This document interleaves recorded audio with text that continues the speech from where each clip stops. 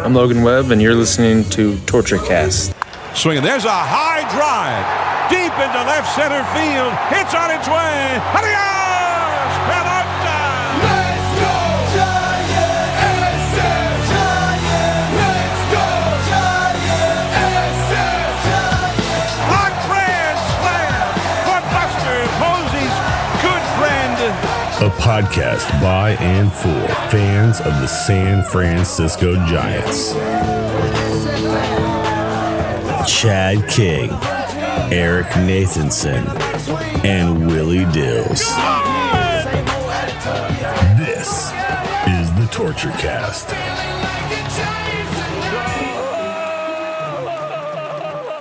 It's Wednesday, October 22nd, 2025, and this is episode 329 of the TortureCast, the podcast by and for fans of the San Francisco Giants. I'm your host, Chad King, and we got the whole gang back together tonight, everyone, as we do this little playoff kind of review, and hey, the Giants got some news today. But first, Willie, Dills, how you doing?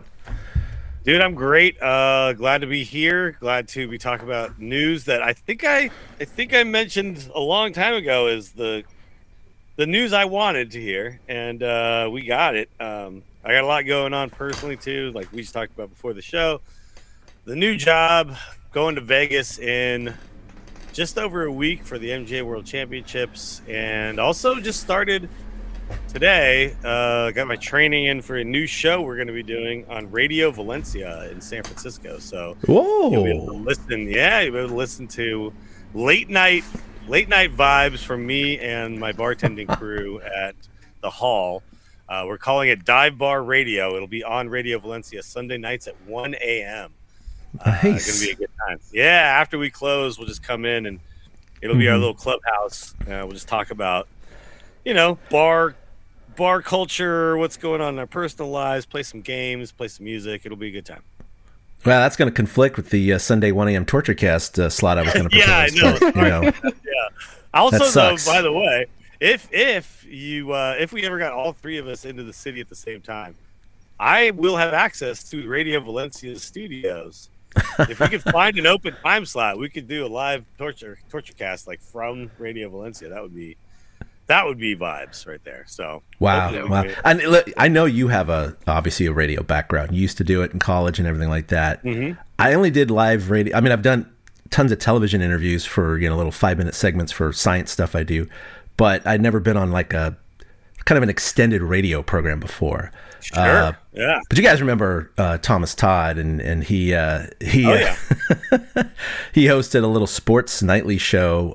Not nightly, it was weekly, but it was at night. I think it was like Thursday night or Wednesday night. I can't remember. But anyway, he invited me over to KSCO in Santa Cruz one night and spent a couple hours with him talking about the Giants and everything else in between. And that was kind of a lot of fun. Just trying to figure out like who's listening to this, and I guess it really doesn't matter. Let's just talk. But it was kind of cool. Good, man. That's awesome. And then kind of on the job right now, Eric Nathanson is kind enough to join us. I'm glad you can make it, bud. Not kind of on the job, totally on the job. But since I work at a tiny-ass motel in a resort town and it's the off-season, I'm usually pretty good. All right. Well, coincidentally, or serendipitously today, the Giants did announce the hiring of their 40th on-field manager, and that is one Tony Vitello. And he was a guy that was rumored for the last 5 or 6 days or so, and he kind of came out of left field. And, as it turns out, he is going to be the first college coach to move directly to a major league manager without any previous professional coaching experience. But, Willie, I want to get your take, man. What'd you think about this move? Well, I mean, you said he came out of nowhere 5 days. I think I texted you guys about him like more than a month ago. You did. He was not necessarily on my radar, and I don't remember where his name popped up, but I think it was like a comment somewhere that people were saying, I'd love to see the Giants not go back in time and get Bruce Bochy. How about this guy, Tony Vitello? And I was like, I don't know who the hell this guy's talking about. I Googled him and I saw, okay, Tennessee. By the way, it's weird they call him the coach. I don't know why I don't like that, but I think they should just baseball managers are managers in my opinion. But whatever. But I looked him up a little bit and kind of saw that, I don't keep up with college baseball. I will admit it's not something that I'm always in tune with.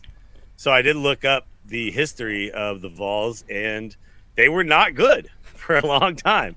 This guy came along, and now they are kind of in the national scene in the conversation every year. So to me, that was very exciting. And when I think of Buster Posey and the direction he's moving, it instantly made a lot of sense to me. Yeah, let's go young. Let's get a guy who's taken, a project and a school and turned it around. Let's see what he can do at the major league level with fresh ideas, because we know baseball as a game has changed quite a bit.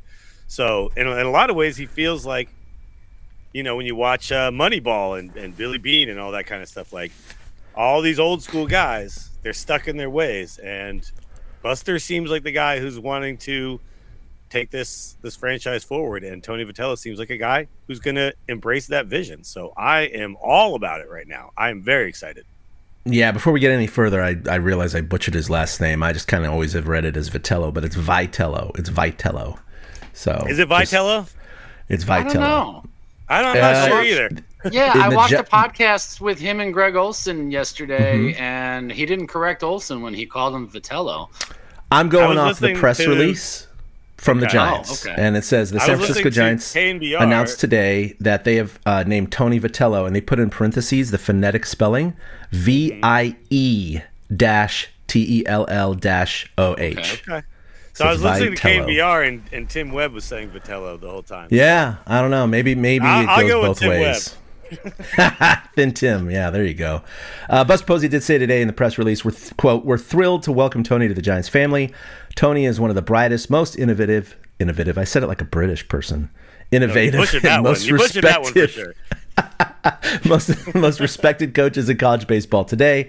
Throughout our search, Tony's leadership, competitiveness, and commitment to developing players stood out. His ability to build strong, cohesive teams and his passion for the game aligned perfectly with the values of our organization. We look forward to the energy and direction he will bring, along with the memories to be made as we focus on the future of Giants baseball." Eric, what's your take? I love the hire. I really do. Like I said, I watched a podcast yesterday, Youth Inc., that Greg Olson does, the football commentator guy, former tight end of the Chicago Bears. First of all, Tony Vitello is a Bears fan. His father grew up in Chicago, so I love that. He seems like a guy, if you want to take a different direction, he's the right kind of guy to do it. Everywhere he's gone, he's improved the programs. When he first signed on to work in Missouri, he ended up as a volunteer coach who ended up being hired as a full-time assistant. That's where he and Max Scherzer became great friends. Apparently, they're like the best of buds. So if Scherzer pitches next year, I'm pretty sure it'll be in a Giants uniform.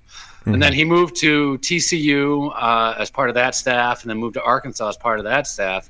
And Tennessee's his first ever head coach baseball job, which makes sense at his age, and that was in 2018. So that was when he was 40 years old, and the guy had a 722 win percentage at Tennessee, which is ridiculous. If you map that out to a Major League Baseball team, that's 117 wins. So obviously we're going to get the 2001 Mariners next year. I have no doubt about it in my mind. But like everything I've read about him, everybody else says about him seems great. The stuff I learned about him just yesterday watching that pod was, this is a guy who wants a team with personality.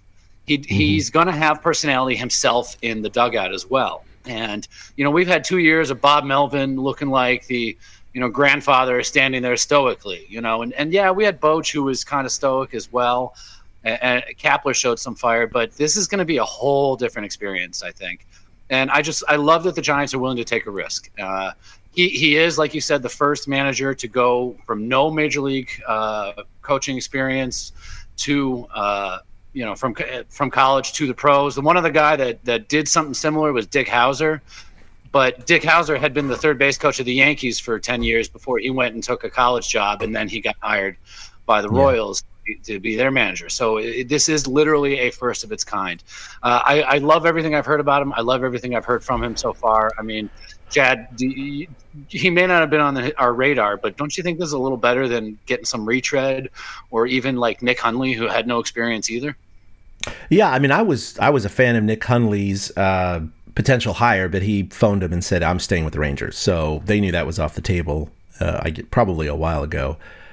They might have missed the boat on Stephen Vogt, and we talked about that back in the day. It was between him and Melvin, and we're like, Vogt might be a good pick. But I wasn't against Melvin. Obviously, 2 years later, wasn't exactly the best pick for the Giants because you're right. He's pedestrian. He's kind of a known quantity. And one of the biggest points I think we have to realize is that since Buster Posey left the Giants in 2021, because that was their last playoff appearance, the Giants basically are a 500 team, right? You can't repeat the same thing over and over and over again and expect different results. So they're going to have a very similar roster next year.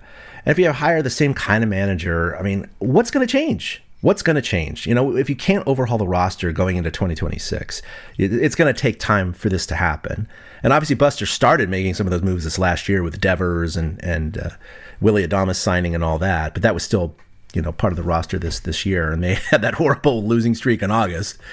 But I think this is a good idea. It's a good spark. I think it's a high risk, but yet high reward kind of move. Hopefully the Giants aren't paying multiple managers if they keep firing them after a year or two.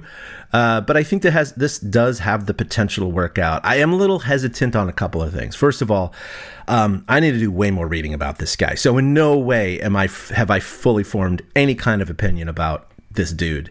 But apparently he's got a huge fire in him. He's got a great personality. I mean, I saw clip after clip after clip of him. When Drew Gilbert hit that walk-off for Tennessee, he was one of the dudes running out of the dugout screaming for joy. When they had the team photo after they won the World Series, the College World Series, he comes running in from an interview and slides into front of the group, and is smiling and everything. So he is kind of like one of the guys. I know that I was reading a lot of SEC baseball Reddit groups today, and this is all opinion. That's why I'm just saying I'm taking it with a grain of salt. But a lot of, let's just say, non-Tennessee fans accused him of dirty tactics, that he really pushed the envelope on dirty play, whether it be stealing signs or delaying games to cause a time limit to enact so another team couldn't come back. Things of that nature, that he pushed the envelope on that. Oh, so he tries to win, is what you're saying. Yeah, but That's what I'm here. I hate that. That's what I'm saying, is that he brings kind of that, non-standard, like Bob Melvin, who just sat aside. You couldn't tell if he was happy, mad, sad, what he was thinking. He seemed to always push the wrong bullpen button or leave a starter in too long. This guy doesn't seem like he's going to have that. I do hope that he adapts to a completely different style of player. I mean, he's dealing with college-age kids, right? They're not, now with the NIA, money, it's a different story. But for the most part, he's not dealing with these kids with large sums of money. Team. They're not a young team. No, they were just the average hitter is 27 and a half years old. The average pitcher is 28 and a half years old. So he is going to be dealing with a much different set of players. Some of them are going to be in their 30s, and so some of them are going to be making quite a bit of money. Right, our core is Chapman, Adames, and Devers, right? So all of these guys are established veterans. Veterans, and a dude who doesn't have any major league experience at all. I'm not saying that players are not going to respect him. That's not what I'm saying at all. I just hope it translates okay. I hope there isn't any misunderstanding. I hope he doesn't push too hard on some of the veterans. Anyway, there's the potential for some hiccups there, and I'm sure there will be. Anyone who has this kind of fire and charisma, he's going to rub a couple people the wrong way. So let's just hope that it works out in the long run. Good. I'm gonna go ahead and just make a little bit of a parallel to me in my new job compared to our actual GM. So I'm assistant GM. Our GM, this other guy, I'm not going to mention his name or whatever. He's not going to listen to this anyway. But there's a difference between how our bartending staff kind of deals with me and my style of management compared to him, right? So he's more rough and gruff, and he seems pissed off at everything, and he's trying to discipline everybody. And then I come in and when I run the floor, I'm like, hey, I trust you. Tell me when you need a break. You get a break when you need one. I will make sure that you get the support you need. And guess what happens? These guys give me their all, and I have any problems. Mm-hmm. Every time I hear about the other guy running the floor, there's some shit going down. People are pissed at him. Nobody's having a good time. I think there's something to being one of the guys where, and I understand there has to be a little bit of a delineation. You can't just be like, hey, do whatever you want. And then everybody's playing the pussy card game. What was it called? Passow. Passow. Yeah, Passow. Everyone's playing Passow in the clubhouse and no one gives whatever a it was, crap yeah. anymore. That obviously can't be happening. But when your manager is somebody that you can, I don't know, go to Gino and Carlos and have a beer with. Mm-hmm. And by the way, I'm looking at this guy. This guy, I don't see on his wiki if he has a wife or not, but this guy's gonna dominate the singles scene in San Francisco if he wants to. If he keeps Pat the Bat around, watch out, North Beach. Watch out, San Francisco. Yeah. Just have some leather-clad man walk behind in his interview video. Yeah, Women, that'd be lock great. up your daughters. Daughters, lock up your MILF swankers. Yeah. Lock up your moms. Yeah. Just There's don't air out something your about- butthole to the sun, by the way. There's Yeah, just we won't do something that. about a guy who gives his players a little bit of trust, Mm-hmm. is kind of like their homie, but also demands respect through his actions. That works really well, and it's worked well for me personally. I kind of get the sense that this is kind of how he's going to approach this. And obviously, like, Buster is pretty damn young. You know he demands respect. You know what I mean? You know, and he doesn't ask for it. He just gets it. Do you know what I mean? Like, that just feels like he's that kind of guy. You're hitting on something that makes somebody a good leader. And I also have similar experiences in my work, is that everybody usually is happy when I'm running the show because communication is key. And it sounds like that's 100%. what you're talking about when you're, running the show. And that's something, I've been told that goes well when I'm running the show. And Vitello seems like the kind of guy that will communicate, that will let his thoughts be known and what his goals are and what he wants people to work on. Again, I'm referencing the thing I watched yesterday, but he was talking about just trying to get better every single day, that there's no cap to it, that just try to get better every single day. That, yeah, maybe somebody went 0 for 3, but if they were good in a relay, granted this applies to kids more than anything else, but you try to point that kind of stuff out. It just seems like he is so much more willing to communicate, and Bob was not a communicator. They would ask the players where they thought they stood, and they would kind of pussyfoot around it a little bit. But you could tell that he was not in there communicating with the players and getting feedback and stuff like that. Like, Vitello seems like the kind of guy who is going to have, Chapman's ear, Adamas's ear, Devers' ear all the time. And he's going to take input and feedback from these guys as much as he is from the guys above him, like Buster and Zach. And I think that is a really good sign of a good leader, is good communication. We see it with some of the teams that go deep in the playoffs. You can tell that their managers are good communicators. That's probably something Vogt's really good at. And so I think that's really what I take away from the comparison, Willie, is that it sounds like Vitello is going to be a good communicator. And doesn't his name sound like it lends itself to like a steakhouse or something? Vitello's Steakhouse, where you get the best prime rib as well as some spaghetti and meatballs. It just totally sounds like that. No, this guy's gonna live at like Original Joe's and Right. He's gonna fit right into the culture here. Yeah, unless he's a He doesn't vegan or have- something. But No, He doesn't don't have think any so. kids, so he may be single. Yeah, he doesn't He have may any be. kids, so he may be single. So, but Yeah. I will say, like, piggybacking on what you said, like, you can see like a guy like even Bochy too, and I know Bochy was a player favorite and everything, but you can see that a manager like him is more about like, let me come over, let me give you a couple pearls of wisdom, and then I'm going to go into my office and have a meeting with my coaching staff. I kind of see Vitello as being like, I'm in the clubhouse, I'm walking around, I'm like hanging out, I'm talking to you guys, I'm like spending time, like he'll be on the field with a fungo in his hand. Do you know what I mean? And that's not what you're going to get out of Melvin or Bochy or these old school guys. Roger Craig would be another example where, and I understand that that's not ineffective. It's just with today's player base and the way things work in the modern sports world, you kind of need to be a little more relatable, I think, to these players because you have to embrace the fun side of sports at this point. We're watching a lot more bat flips. It's a lot less. You can't do this. You can't showboat. You can't show up the pitcher. That's not how it works anymore. So A youthful lot energy, less I think, Bumgarner, a lot more money. Yeah, I know. Yeah, but I think a youthful manager will kind of embrace the way baseball is moving, and I want to see excitement day to day. What I don't want to see is I don't want to see what happened for a month and a half in the middle of the season where it just felt like there was no life and nobody cared. And I don't think that's ever going to happen with this guy at the helm. All right, first question. How is he going to react when Drew Gilbert hits his first home run next year? Oh, he's going to run right on the field. He's going to take the helmet off. He's going to do Adamas, you know? Right? No, I actually really looking forward to it. I mean, it could fail spectacularly too, but at the same time, they got to do something different, right? They have to. I'm a total fan of this. It's different. It's literally different, all right?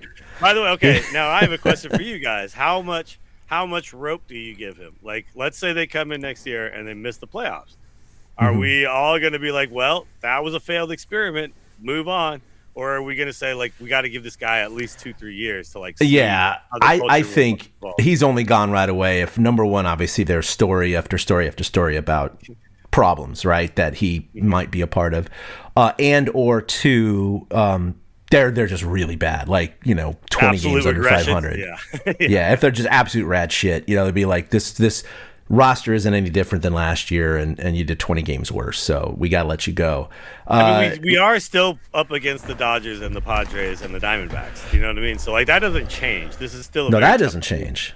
Yeah, it's still a tough division. So I think you have to let the culture build. Like, this is still now. This will be year 2 of Buster Posey. Year 2 of Buster Posey's handpicked manager. Year number 1 of his. You know what I mean? So. The roster, I think, is not, like you said, not going to evolve a lot as far as the position players. I think the pitching staff is going to change quite a bit. The coaching staff is obviously going to be very different. I think we have to let it grow. Well, that's the thing is they have to find an identity.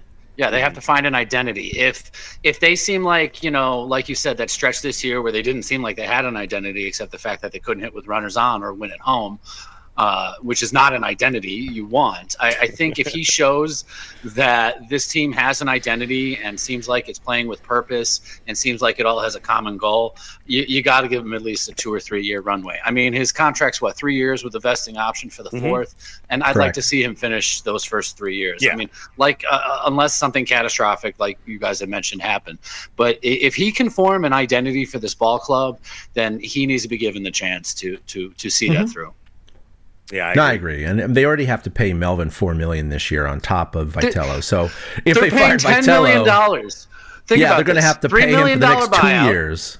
Right, they got a $3 million buyout for Vitello in Tennessee, $3.5 million for Vitello's contract, and another $4 million going to Bob. They're paying $10.5 million for their manager in 2026. Oof, so Buster Silvertongue to sell that to ownership, I mean, is just amazing to me. So he's gonna have that runway because there's no way these old white men are gonna be like, yeah, let's pay somebody else $5 million next year. No, it's true. They're paying like for 3 managers in 1 year. Absolutely, it's crazy. And yet, like you said, he's getting 3.5 for 3. He got 3 at Tennessee, but according to Bob Nightingale, with benefits, it was valued at 3.3 at Tennessee. So even though it's slightly more, a lot of people are saying, well, because of income taxes and cost of living and all that crap, he actually might be taking a pay cut. I'm so sick of hearing about income taxes for California. Like, shut up, dude. These guys are all making millions of dollars. Like, they're fine. No, they're fine. I just meant value of the contract, 12% I get you. sales tax versus whatever. Yeah, but like, oh my God, Tennessee is like, he's paying nothing for whatever. Like, come on, dude. This guy's got a giant house. He's fine.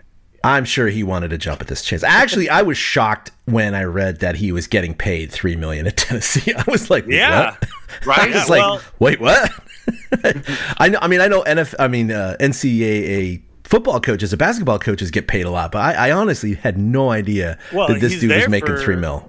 He was there for what, 8-9 years or something like that, right? So I mean, he built up to this. Obviously. It's not like he got that in year 1. He won a World Series for them in 24, like you said, a .722 winning percentage. He's gone to the super regionals like almost every year. He was, 3 magazine and AP Coach of the Year in 24. The guy has a good resume. There's no doubt about that. By the way, he started his coaching career with the Salinas Packers in 2002. That's why I mentioned. That's totally why I said Salinas earlier. That has to be why it was in my head. Granted, that was off air. So also, he's from St. Louis, Missouri, so my stepdad will be very excited about that as a huge Cardinals fan. His dad was a longtime high school soccer and baseball coach. He was on his dad's soccer team in '97 that won the state championship. And apparently his dad was a bit of a legend. He was a bit of a disciplinarian, like a Bob Knight type, aside from the choking and chairs. But I think that is something good that you want from your manager. Is he comes from a background of leadership positions, and he seems to be taking all of the best qualities from his father. He might not be as much of the disciplinarian, old school fist guy, but to learn under somebody like that who is so well known, at the high school level is a really good thing. And yeah, I know it's just the high school level, but I mean, he's a huge deal in Missouri.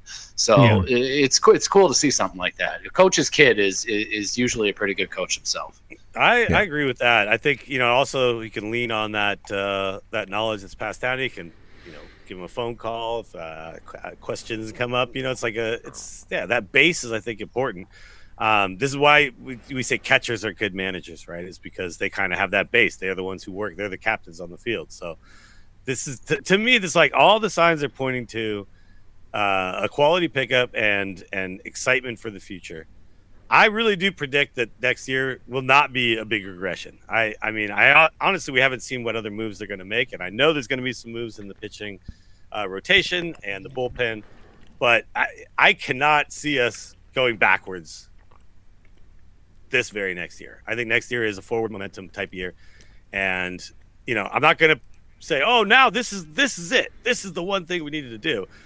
Look at the Dodgers right now. I mean, Shohei Ohtani's hitting 3 home runs and striking 10 guys out in one single game. There's a lot to overcome when it comes to the major leagues right now. What? That's not that much.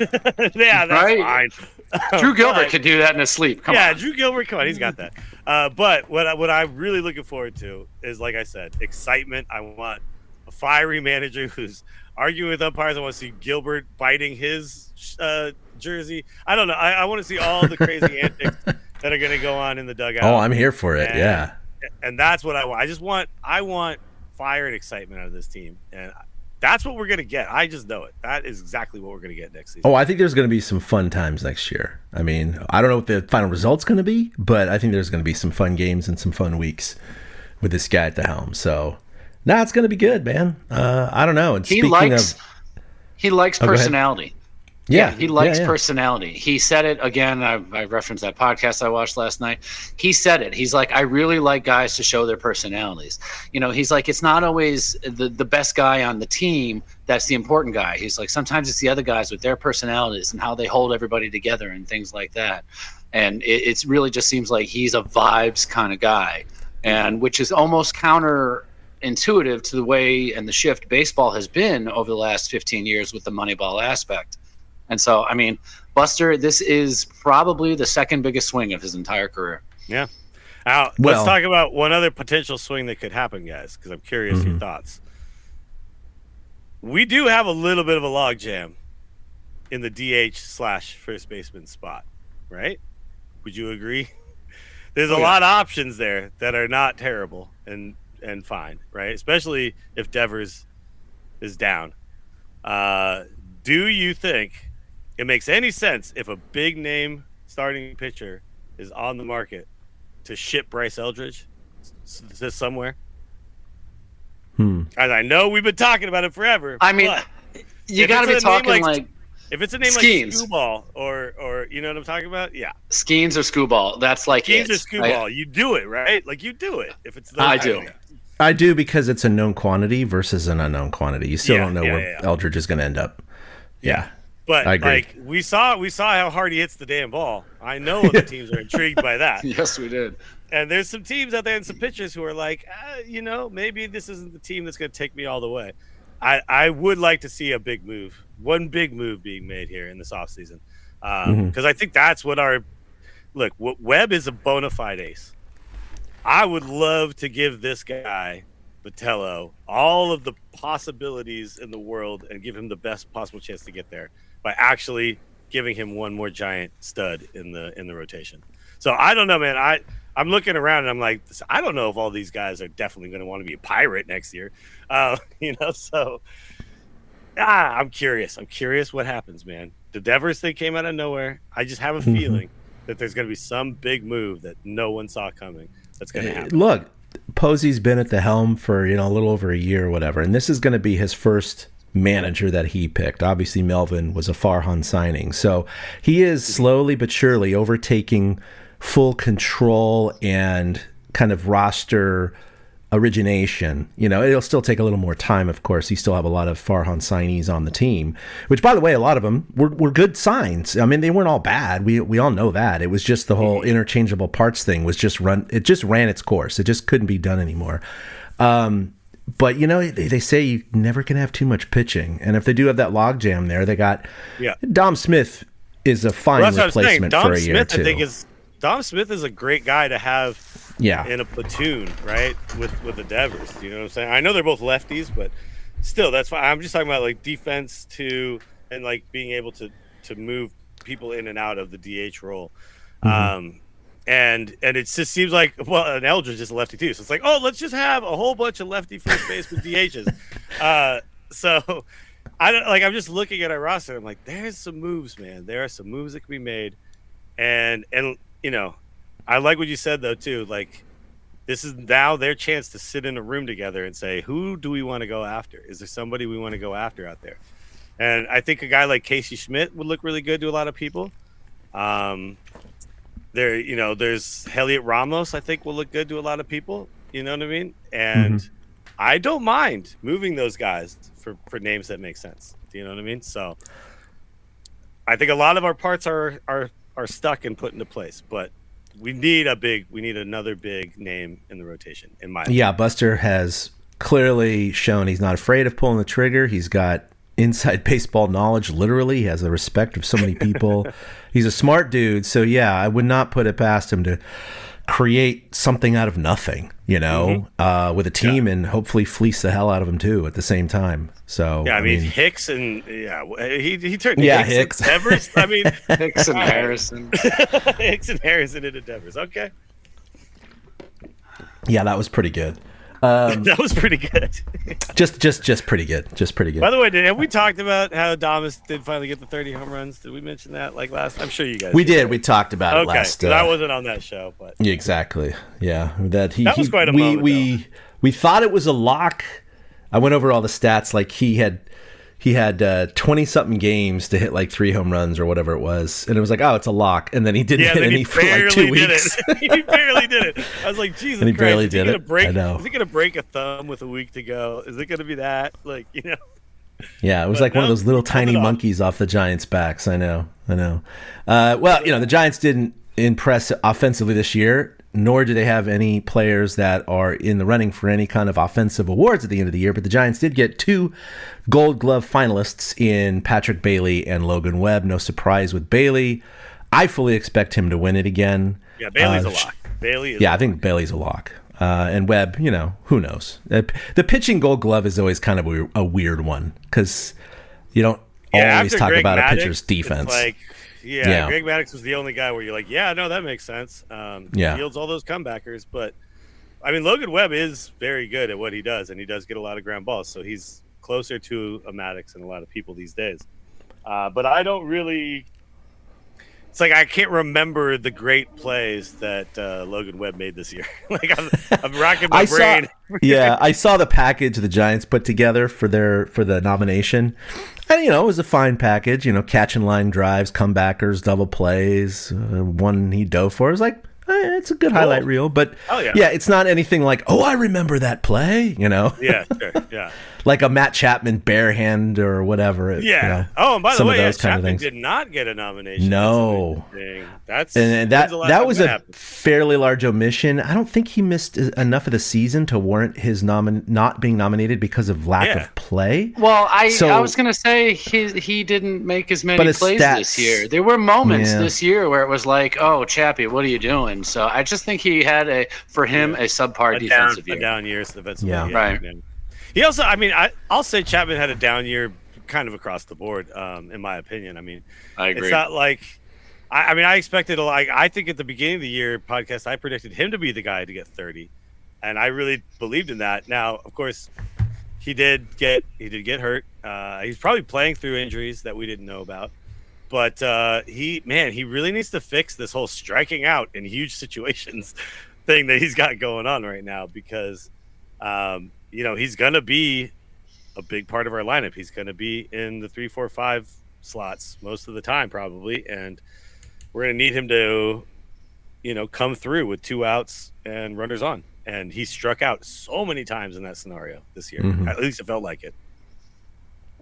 Yeah, I mean, he's just one of those guys. He's above average. He's just not quite as good as I would hoped he would be, but he's good. Well, he's but good. he doesn't need to be. He should not be the superstar on any team. He should be that guy who's like your third best player, which he should be with Devers and Willie Adames, right? Mm-hmm. He should be kind of in that role right now. So like Matt Olson on the Braves, that kind of guy. There you go. Yeah, that's a good name right there. Yeah. But yeah, like he's not Cal Raleigh. You know what I mean? He's your third just don't guy. be Victor. Yeah, just don't be Victor Robles. You can be a Rosarena. Just don't be Victor Robles. Yeah.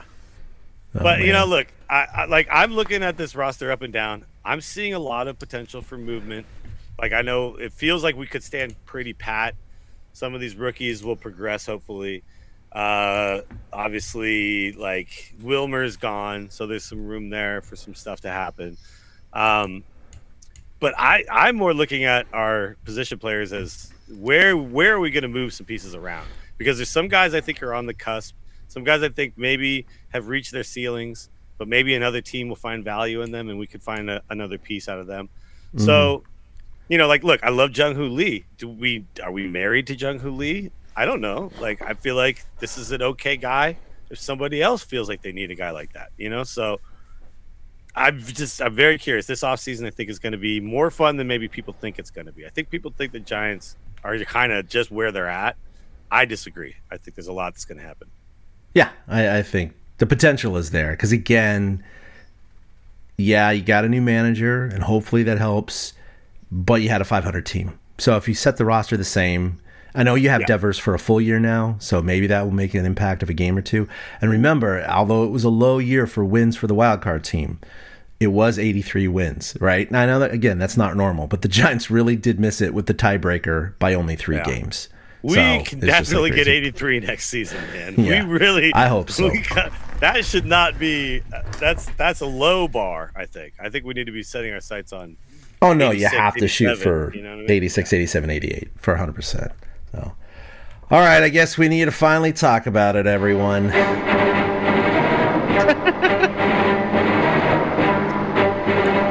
Yep. Unfortunately, they're back. The Dodgers. Not only are they back, they're like swept their way into the damn World Series, dude.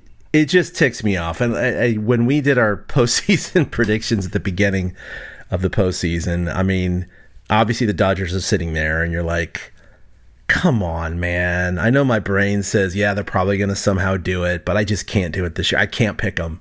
And none of us did. Not one of us did. No. I will stand here right now and guarantee our audience, our fan base, we will never pick the Dodgers to win the World Series. Oh. Whoa, I did last year. Yeah, okay, Eric did last year. Might do it, but we will never. Oh, wait.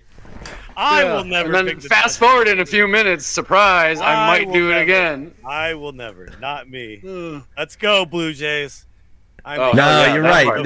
The Dodgers just basically tore everyone apart. They went 9-1. They're 9-1 so far. And honestly, they had one close game against the Brewers and one loss against the Phillies. And then that's about it. They tore through everyone. And like you said, Ohtani the other day, game 4 against the Brewers, that was just disgusting. I mean, 3 home runs, 10 Ks, 6 shutout innings. Yeah. One of the best postseason performances because of both sides of the ball.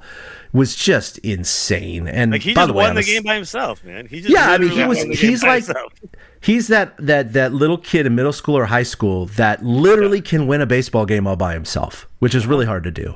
And everyone's like, wait, how old is he? This is a 13, 14. Check his birth certificate. Yeah, is he a citizen? Oh wait, that's Ice that worries about that. No, I mean, look, no, the Dodgers are the Warriors when they picked up Kevin Durant. Like, it's just stupid and not fair. And now when it was me who was a Warriors fan, I was like, everyone shut up. This is fine. Yeah, no, right. Let me watch them cook, okay? But when the Dodgers just like, let's just add like the greatest baseball talent of a generation to an already insane lineup, I get why everyone was annoyed with the Warriors. Watching it in action, it's like, I don't know. I should be happy to be witnessing greatness, but I'm not. But I'm not. I'm not. It's so hard to do when he's a because Dodger, he could right? play. So he hard. could play. I mean, I hate the Yankees like second most, but it's kind of a distant behind the Dodgers. Yeah, like he could have signed with basically any other team, and I maybe wouldn't have been a fan, but I would have been more appreciative.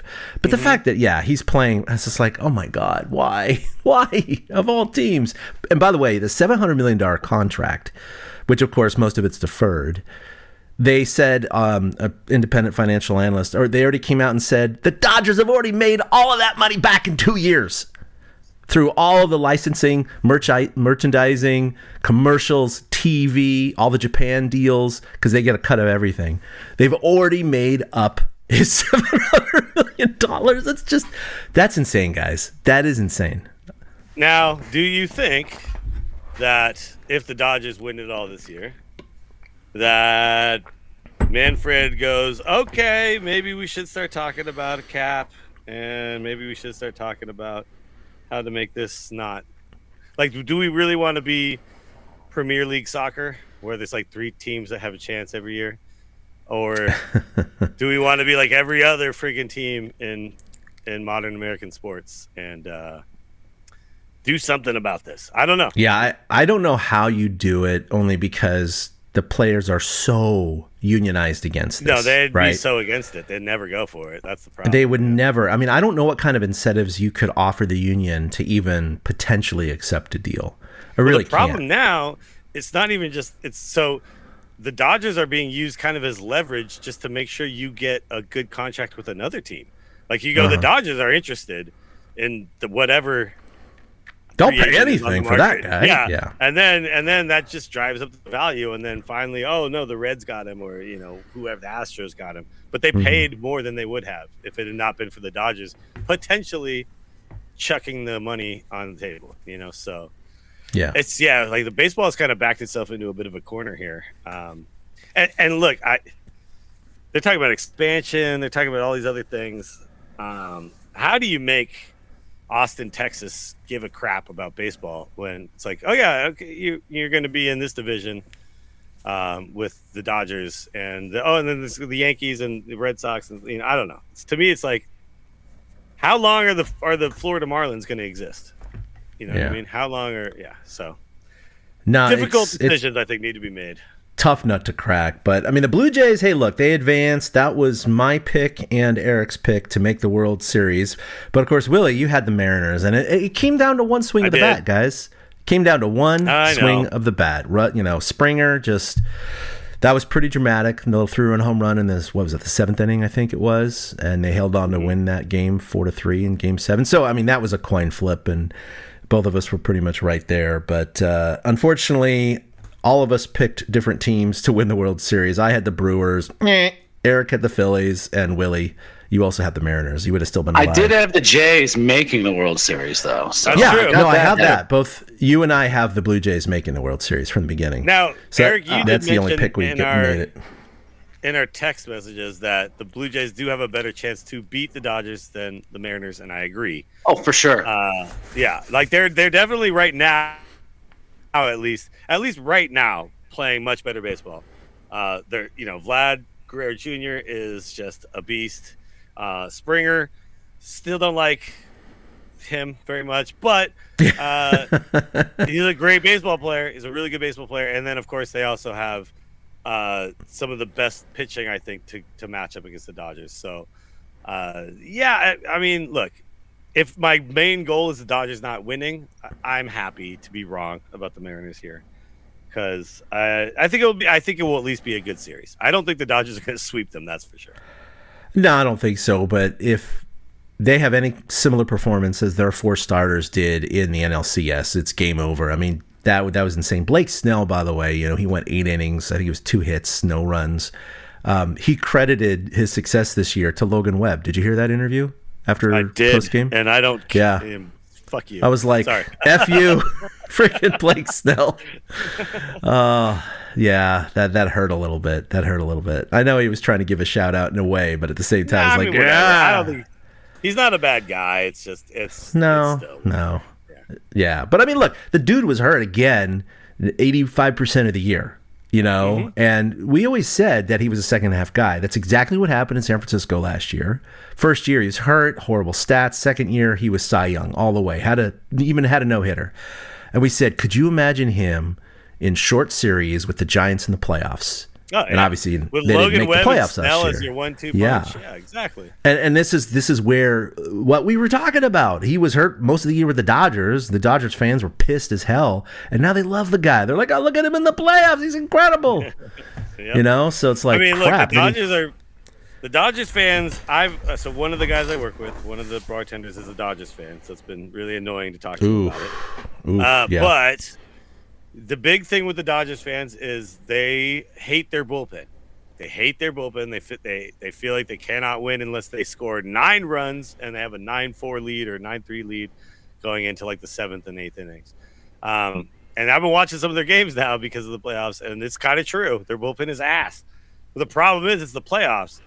They don't really have to. They could just go to their other starters now. Yeah. So, that's not as much of a weakness when you get to the playoffs. So I don't know, man. The Dodgers are going to be very difficult, and this might be a dark period in our lives, you guys. Did I miss the part where you guys mentioned how much better the Dodgers pitching has been in the playoffs than it was during the season? And oh, yeah. that's what scares the crap out of me. Exactly. They looked very beatable during the regular season, didn't they? I mean, they didn't win the division until like a week or two before the end of the season, right? I think that's why none of us picked them to go far. We were just kind of like, oh, they're tired. We didn't expect Blake Snell to show up like this, Yamamoto to show up like this, Sasaki to be such a weapon out of the bullpen like he is. Ohtani was eased, the most ease you can give a man back into this rotation, right? Like he was pitching 1 inning and stuff, and so we didn't see the Dodgers at their full strength until right now. And right now, they look scary as hell. But the Blue Jays put the ball in play, and that's what you need to do against these kinds of pitchers, Blue Jays are the blueprint for what I want the Giants to be. They truly are. Okay. I'm glad you said that, because a lot of people think that the Brewers should be the blueprint for the Giants, which I think I've even talked about speed and defense and scrappy baseball or whatever. But I just saw what happens. There's a ceiling, and they can't get past the Dodgers. So exactly, and you only do that when your payroll. Yeah, when your payroll's middle to the lower part of the pack, that's what you have to do to survive. The Giants, they're a top 10 payroll team. They need to survive like the Blue Jays do. I love it. Was ever since the Blue Jays beat the Giants in a series, I started watching as many Blue Jays games as I can. I'm fully invested on this Blue Jays team. I mean, not to mention that my best bud Chris is a Blue Jays fan. And I was cheering. I've been cheering so loudly for the Jays in every one of their games thus far. So that's why they do have the best chance to do it. I still don't think they will, but they have the best chance to do it. Yes, I think I'm with you 100%, Eric. Also, this is now Canada versus the United States, and I'm rooting for Canada. Right? If it was any other time in my life, I would be rooting for the United States over Canada almost 100% of the time. But right now, currently in this climate, let's go Canada. Come on, baby. Come on, Canucks. Let's do this. How fitting would it be? I mean, great. No, I think we're all in agreement there, because and then the right wingers are like, how come they're not visiting the White House? It's like, oh, that would be hilarious. They're hanging out with Bad Bunny instead. No, I'm just kidding. Hanging out with Bad Bunny. I think, just personally, I think a lot of Giants fans may or may not feel this way. I do anyway. Look, 2020, it's still a World Series championship, even though people go, oh, is there an asterisk on it because it was a short season? Whatever. Whatever. The thing is that the Dodgers have made it, 12, 13, 14 straight years to the playoffs and won the division most of those times. And they only had that one asterisk, labeled World Series. But then they won last year, and now they got a really good shot at winning this year. And now suddenly we're looking at back-to-back and 3 out of, I guess that would be 6, right? 6 seasons. Yeah. Not 3 out of 5 like the Giants. Not 3 out of 5, exactly. Yeah, but I mean, like, come on, that's the last leg you could stand on. It's like, well, yeah, the Giants got 3 out of 5. You guys got 3 out of 6. It's like, okay, now we're splitting hairs here. It's just basically the whole argument is starting to really weaken, guys. No, if Chad, they win. we have the biggest leg to stand on, most wins in Major League history. We have that one, all right? That one has not changed yet. So once that one goes that's away. True. That's true. That's true. No, But it's next year will be year 12 since their last title, so I think that's really the leg that we want to stand on the most. Yeah, I'd rather stand on that leg too. That's true. yeah, it's getting kind of old. One playoff appearance in 9 seasons. And the Dodgers have made every one of those, so it's getting a little old, and we need to. Hopefully, Buster rights the ship here, but crap, I don't know. Tony V. So Tony V. So since all of our World Series winner picks are out from the beginning of the playoffs, we're going to reset our picks now. We got Blue Jays and Dodgers, so I'll just reluctantly go first. I didn't pick them before, and they made it, so I'm going to use reverse psychology on the Dodgers. I'm going to pick them to win, so they can't.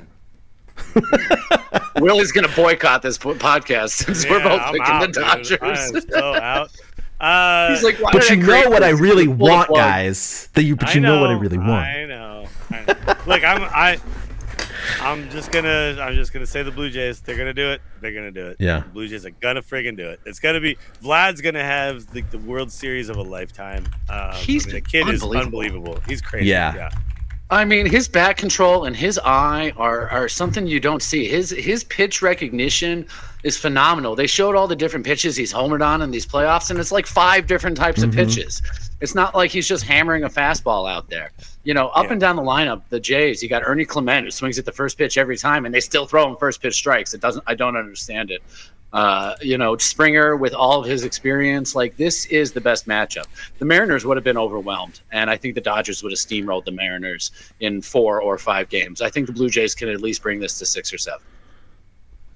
Yeah, I look at the. I'm with you. I look at the lineup, and if Vlad was like an island unto himself, and there was nobody around him that could also hit the ball, then the Dodgers could just Barry Bonds that guy and walk it. But that's not the case. I mean, right. The Blue Jays mash, dude. They mash up and down. So, to me, that's I think the big thing they're going to do, like you said, put the ball in play, hit the ball hard, force the Dodgers to actually be a good defensive team. Because I know they have some defensive stars out there, but not everybody on the team is built for the defense. A lot of those guys are there for their bats. And then it's going to come down to, what are their pitching? What's their pitching staff going to do? I know they're relying on like a 43-year-old starter or whatever. But Scherzer is pretty dang good, right? Like still. So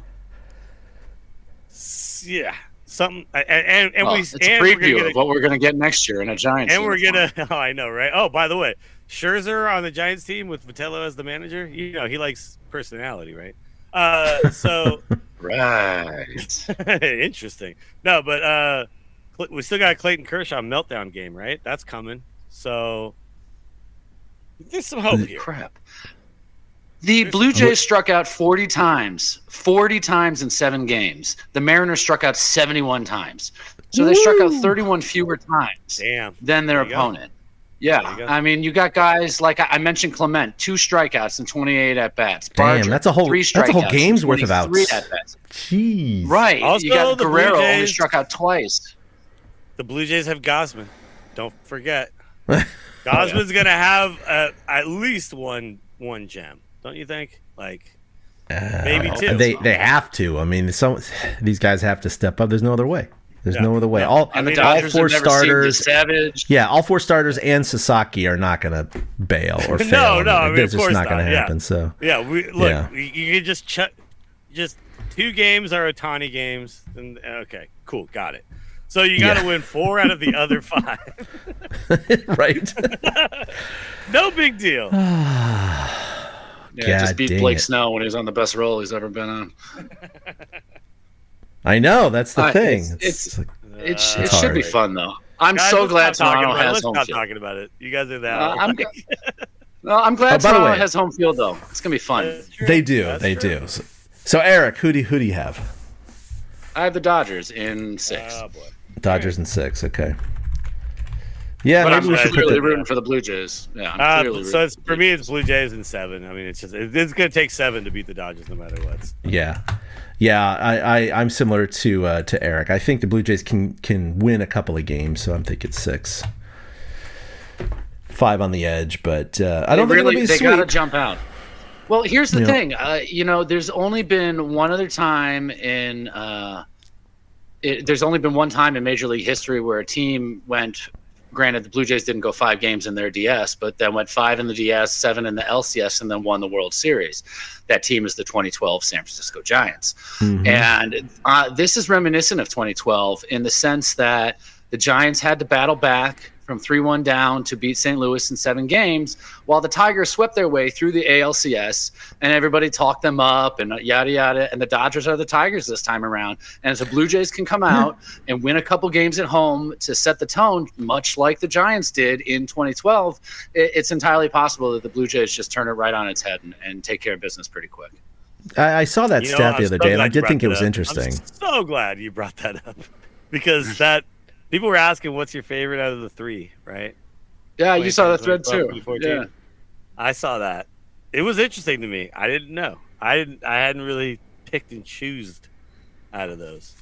But 2012 is probably it, right? Because of what we had to do, what we had to go through, and then just to sweep the world beaters. You know what I mean? Like it was crazy. Yeah, So it Toronto, was 6 you're up. straight elimination game victories. Yeah. Bochy just pressed all the right buttons, and then you had the It juggernaut was Rally Tigers came Zito. in. They were overwhelming favorites. It was very similar to the Dodgers and now Blue Jays. I mean, it really was. And then what did the Giants do? They sweep them. That is insane. It's just That freaking was insane. Rally Zito, Rally Enchiladas. That was Scooter in the Rain. That was like all of it. Oh, by the man. way, that was everything. yeah, today is the anniversary of the Scootero in the Rain. Today. Yeah, I was seeing that. I was like, wow. I remember exactly where I was. I was Longing at for Zeke's. those days. I was at Zeke's having some sloppy joes. Rally Sloppy Joes, baby. Rally sloppy joes. Yep. I was still on Twitter. Yeah, those are the days. Yeah, it was still called Twitter. We had a somewhat normal. Never mind. I'm not going to go into that. Yep. All right, guys. Well, we'll come back together here after the World Series and talk about how happy we are that the Blue Jays won. I think that'll definitely be what we're going to be doing here in a couple of weeks. But I don't know. I don't have anything else going on right now. I know, Willie, you got MGA stuff you might want to talk about, or anything else you want to pimp. We'll have to, if you guys want to come back together after the World Series, it'll probably have to be when I get back from Vegas, which will be the second week of November. So give us a little time to hopefully process our happy feelings. But, yep, I'll be in Vegas. I'm leaving Halloween. I'm flying out on Halloween, and then I get back on like the 7th or something like that. So we can do a show right after that. That'd be great. You're down there for a whole week this time, huh? I always am there for a whole week. It's really annoying, I thought you were only there for like 4 days. Okay. No, most of the people are there for 2 rounds of golf. Some people are for 3, but now we've added another event, which is a scramble event that happens after the championship, the Take 2 Challenge. So it adds another day on. Nice. So, but we have to go down to set up and stuff goodie bags and set things up, do all the things. Well, the weather has been absolutely beautiful lately, so I hope it stays that way. Yeah, I mean, usually November's pretty good in Vegas. It's not crazy hot. It's actually pretty chill. I'm really hoping that I get a chance to play a little poker because, man, I've been kind of crushing online right now, and I would really love to see what happens when I actually sit down at a table. So it's been a while. It's been a little bit. Yeah, been a bit. Yeah, well, look, they have the World Series, but then you know how they release the postseason awards like one per day for like a week or two. So we got time. There's no rush, no rush to get it done. Especially, and then we'll go into hibernation. You know who wins? Yeah, yeah. Well, it's hot stove, but it's really mostly a cold stove until something pops up, and then. But look, I predict there will be emergency episodes when big news hits because big news is coming. Big news coming. Eric, Giants chat has still been pretty quiet, right? Got anything else? Yeah, I mean, it bubbled up with the Vitello news today and the discussions around that. But Giants Chatter on Facebook, check it out. But it's really more of a personal chat text thread for the guys who run it. Than It's like Reddit, but only cool people. Yeah. Well, I mean, that's the thing is I talk to every one of those guys, all the admins, every day. You know, like I have messages built up in the time that we're here on the pod, but we just don't really run the site as much anymore. But that's okay. You know, maybe with some renewed enthusiasm about the Giants under Tony V, then maybe we'll ratchet it up a little bit. I'm curious to see who the coaching staff's going to be. So I'm sure there'll still be some discussions about that. So, yeah, check out Giants Chatter on Facebook. And you can still follow me on Twitter at 2outhits with the number 2. Because I still do post there constantly. Okay. I don't care about Elon. I don't care about all those other people. I've done such a good job of not even paying attention to the news.